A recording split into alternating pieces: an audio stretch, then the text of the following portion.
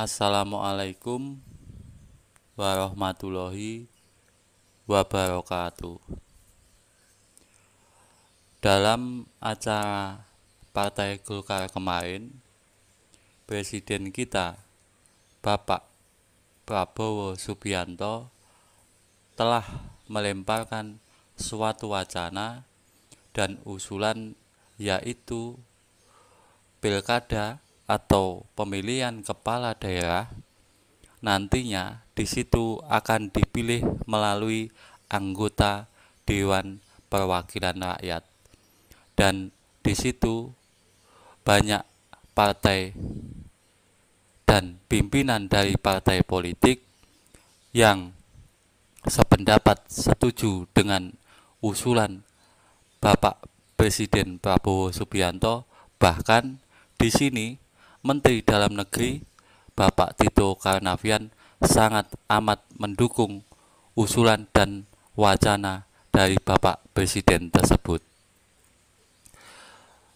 Saya berharap usulan dan wacana ini memang datang dari hati nurani para pemimpin kita, memang timbul dari kesadaran para pemimpin kita yang nantinya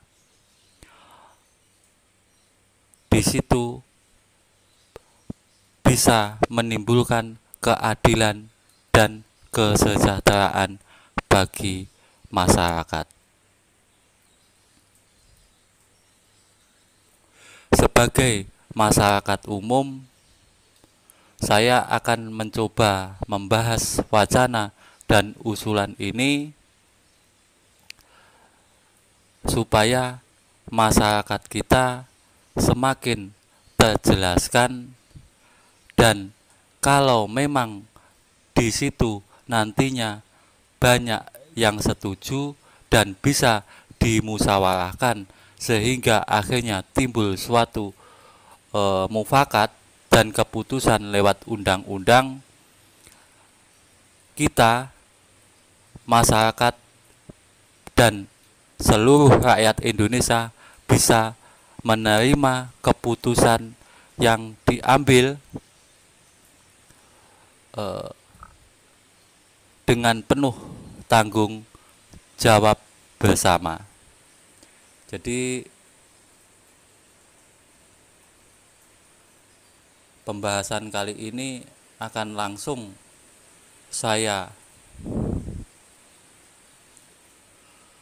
bicarakan melalui keuntungan utama yang didapat dari pilkada atau pemilihan kepala daerah melalui DPRD, yaitu yang utama adalah penghematan anggaran negara.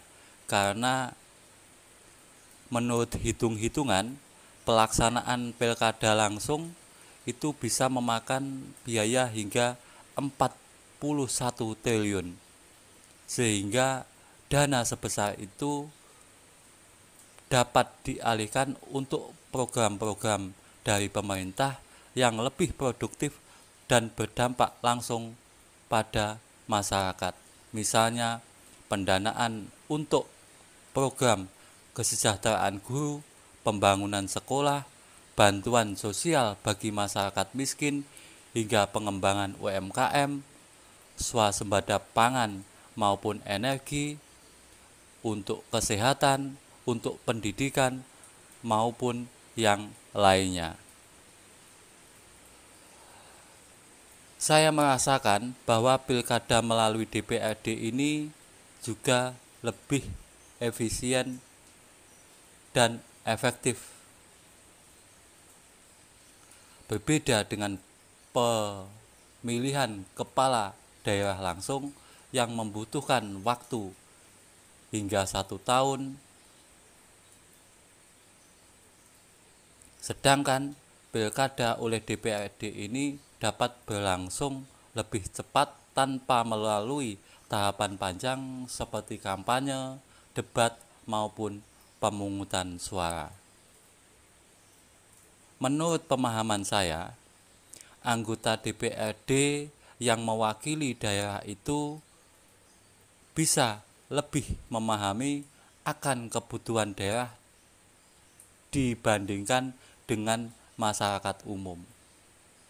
Para anggota dewan tersebut dapat memilih pemimpin berdasarkan kompetensi, visi dan program kerjanya, bukan hanya sekedar popularitas belaka. Menurut saya, pemilihan yang dilakukan oleh anggota DPRD dapat meminimalkan konflik di masyarakat, karena yang nyata dengan pilkada melalui anggota Dewan Perwakilan Rakyat itu dapat mengurangi dampak negatif dari politik identitas, hoak, kampanye hitam, dan ujaran kebencian yang kerap memicu konflik politik maupun sosial. Sehingga dengan adanya pilkada melalui DPRD itu juga bisa memperkuat peran DPRD sebagai lembaga perwakilan rakyat dalam menentukan arah pemerintahan daerah. Akan tetapi, wacana ini juga ada konsekuensinya, terutama kesiapan dari partai politik sebagai pelaku utamanya. Jadi sudah seyogyanya dan harus dimulai dari sekarang partai politik melakukan reformasi dalam proses rekrutmen pemimpin secara profesional dan modern, supaya partai politik bisa menciptakan kaderisasi yang akhirnya akan menciptakan dan membangun suatu sistem politik yang dapat menghasilkan pemimpin yang jujur dan amanah.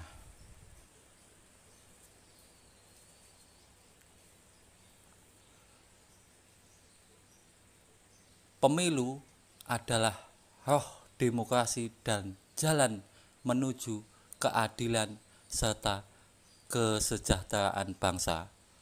Oleh karena itu, setiap gagasan yang bertujuan untuk memperbaiki sistem pemilu harus dihargai dan didiskusikan dengan matang, sehingga dengan adanya diskusi itu, dengan adanya musyawarah itu, akhirnya dapat dicapai suatu mufakat sehingga dapat menghasilkan keputusan yang benar-benar mewakili semua golongan yang ada dalam masyarakat dan bangsa Indonesia.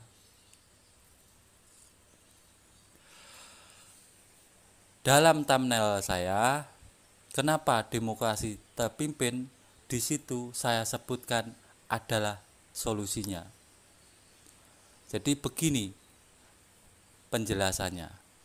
Menurut pemahaman saya, demokrasi terpimpin yang saya maksud di sini adalah suatu demokrasi yang tetap mengutamakan suara rakyat, tetapi suara rakyat itu diarahkan, dibimbing, dan dipimpin untuk menghasilkan pemimpin yang jujur, amanah, dan berkualitas lewat para wakilnya, karena negara kita adalah negara demokrasi seperti yang tercemin dalam Pancasila, yaitu sila keempat yang berbunyi kerakyatan yang dipimpin oleh hikmah kebijaksanaan dalam permusyawaratan perwakilan.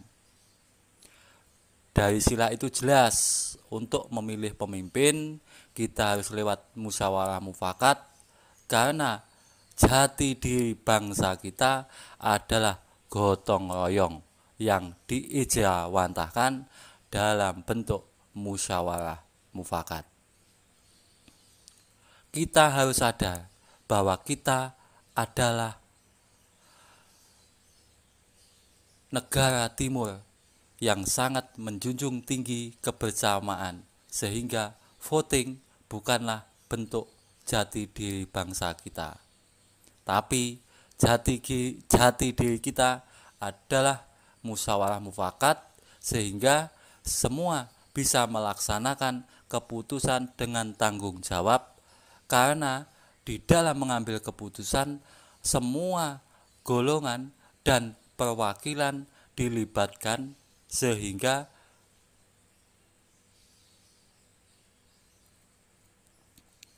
semua merasa terwakili suaranya, sehingga demokrasi Pancasila tidak mengenal yang namanya oposisi.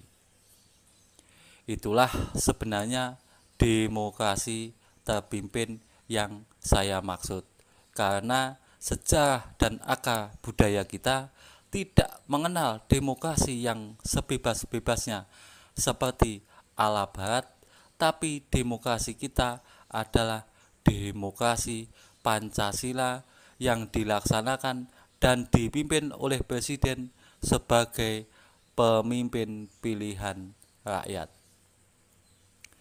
Jadi di sini dapat saya simpulkan bahwa saya secara pribadi mendukung wacana dan usulan dari pemerintah itu, tetapi saya juga menyarankan bahwa sebelum mengambil keputusan dan menerbitkan suatu undang-undang itu, pemerintah juga harus tetap mengutamakan hati nuraninya, sehingga dalam mengambil keputusan kita selalu dapat bimbingan dan arahan dari Tuhan Yang Maha Esa. Sekian dulu pembahasan dari saya. Bila ada kurang lebihnya dalam pembahasan saya ini, saya mohon maaf. Yang sebesar-besarnya kritik dan saran dari teman-teman semua bisa dituliskan dalam kolom komentar, supaya kedepannya dalam pembuatan video bisa lebih baik dan lebih baik lagi. Salam cerdas, salam kesadaran Nusantara, salam paguyuban kesadaran Nusantara 08. Saya Agus Supriyono dari Gambut, Kalimantan Selatan. Assalamualaikum warahmatullahi wabarakatuh.